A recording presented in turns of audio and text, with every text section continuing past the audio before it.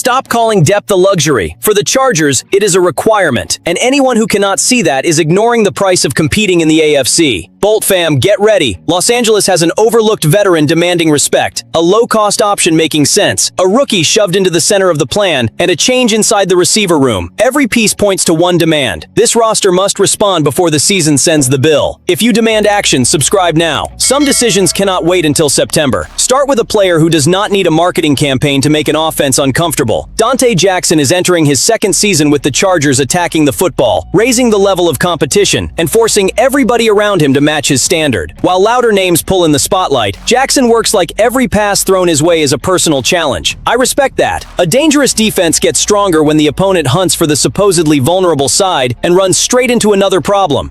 What Jackson delivered in 2025 explains why his camp deserves attention. He finished with 4 interceptions, 12 passes defended, and 24 total tackles. Among cornerbacks with at least 400 coverage snaps, Jackson allowed only 24 receptions, according to Pro Football Focus. That was the second lowest total in the group. One detail matters almost as much as taking the ball away. He committed only 1 penalty all season. That is controlled aggression. He plays on the edge without handing out free yards or turning strong coverage into a first down through an avoidable mistake. The veteran came back to camp with those same active hands. Eric Smith of the Chargers' official website noted that Jackson has been active throughout camp and recorded another pass breakup on Tuesday. One isolated play is not carrying this entire argument. There is a real sequence behind it: production, discipline, daily presence, and visible competitiveness. That is how a player secures his place on a roster that has to reward answers instead of living on reputation. The impact reaches across the room. Tarheeb Still and Cam Hart have a mentor who understands NFL speed and shows them how to survive when quarterbacks attack every trace of hesitation. Jackson does not have to take development away from the young corners. He can accelerate it with examples no meeting room can recreate. If this level holds, Los Angeles gets a dependable ball hawk and a model for preparation. Enough with the lazy argument that this secondary can only earn respect through its biggest names. If an opposing offense wants to test Jackson, go ahead. Just do not complain when that choice gives the Chargers the football. Defensive depth does not solve the spot where the urgency has become far more uncomfortable: the interior offensive line. That is why the possibility involving Jarrett Patterson deserves a real discussion, even while it remains one of the options Los Angeles could explore. The 27-year-old Texans lineman has experience at center and left guard. That versatility is not resume decoration. With the stability of the protection now under pressure, it gives the Chargers coverage at 2 positions that could decide whether Justin Herbert runs a functional offense or spends another season paying for weakness around him. Patterson has already played more than 1,000 NFL snaps. In 2024, Pro Football Focus ranked him 24th among 51 centers who logged at least 100 snaps. Nobody is talking about adding a celebrity. This is about a middle-of-the-pack lineman who can narrow the gap between a starter and the next man up. After a camp that could reshape the entire interior, known competence carries value. Sometimes the smart move does not blow up on social media. It keeps the structure from blowing up on Sunday.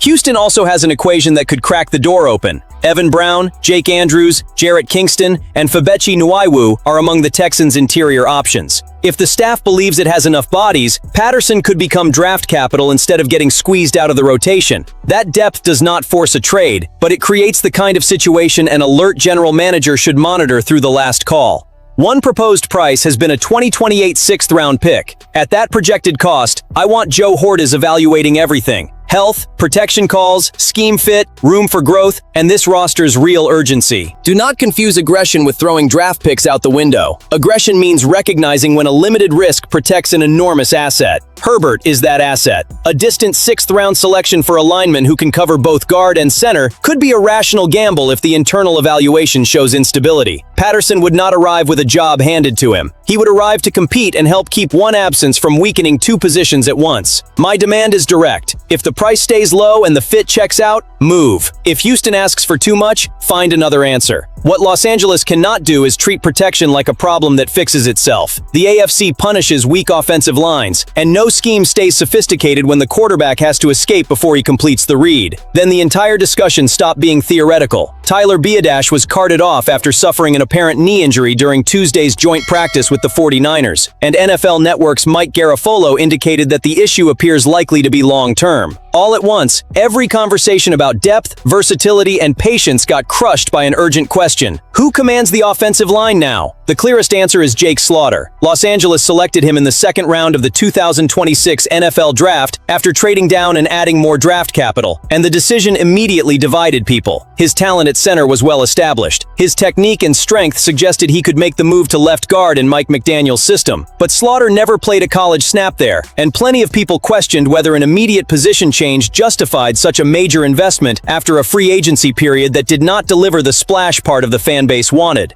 That debate has moved somewhere else. Slaughter may have entered camp as a guard candidate and the center of the future. Biadasz's injury could force him to become the center of the present. During his final season at Florida, Slaughter allowed 4 pressures and 1 sack across 421 pass-blocking snaps at center. In camp, he worked with the second unit behind Biadasz. The NFL leap remains massive, but this emergency plan has a technical foundation and practice reps behind it. But Bolt fam, here is where the story gets interesting. A pick that some people struggled to defend could begin paying dividends much earlier than anybody expected. Not because a teammate's injury is something to celebrate, never, but because Hortiz invested in a skill that has suddenly become essential. The flexibility the coaching staff repeated all spring is no longer a talking point. It is a survival mechanism. Having a high upside rookie who is a natural center and already knows the system beats desperately searching for a low-ceiling veteran once the calendar starts squeezing you.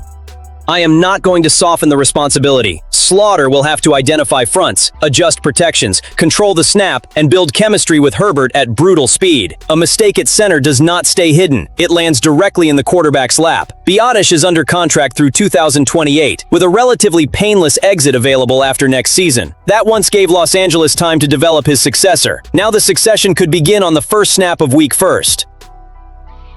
This is where the Chargers need aggressive composure. Give Slaughter the first-team reps. Simplify what needs simplifying without gutting the offense. Bring in outside competition if it raises the floor. Every practice must recreate the chaos he will see when defenses disguise pressure and attack his communication. Patterson makes even more sense as versatile insurance, not as an obstacle blocking the rookie. The draft may have supplied one answer. The trade market could add protection. Betting everything on hope would be reckless. Smothering talent through fear would be just as damaging. Prepare the kid and strengthen the room. The season will not offer a trial period.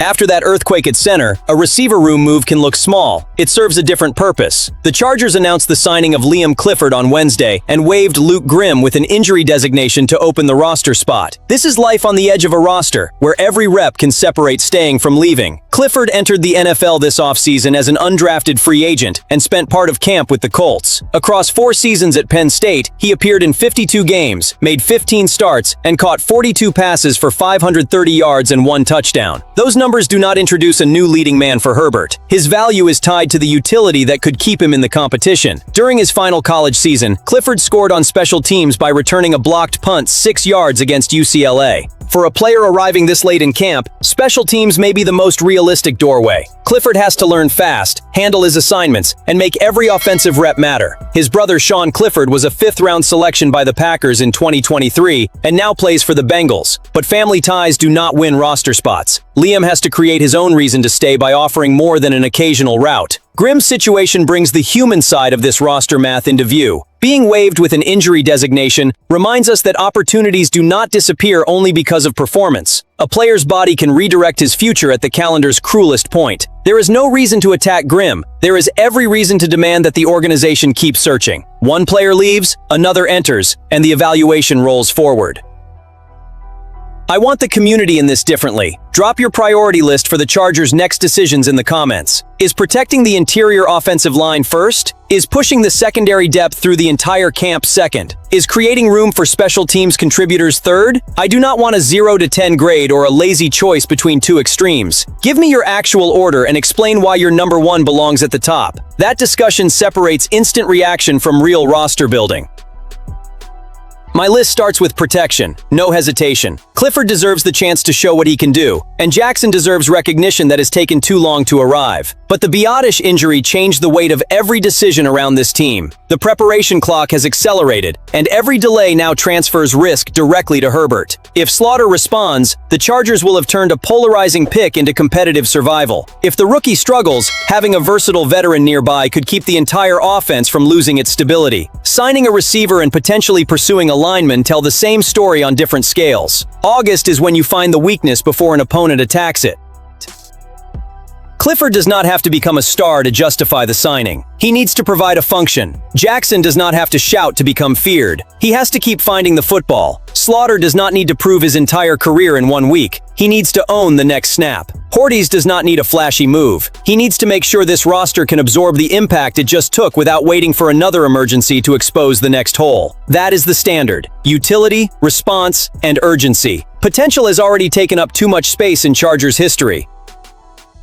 Respect does not belong to the biggest name. It belongs to whoever keeps the plan alive when it starts to crack. Jackson brings production without noise. Patterson represents affordable protection worth exploring. Slaughter faces a brutal promotion, while Clifford gets a narrow window to prove his value. Los Angeles cannot control every injury, but it controls the speed and courage of its response. Bolt fam, I need your opinion on this one. Which priority should drive Hortiz's next move? Leave your order in the comments, subscribe to Los Angeles Chargers News today, and come back tomorrow. The AFC does not wait for scared rosters. The Chargers must attack the problem.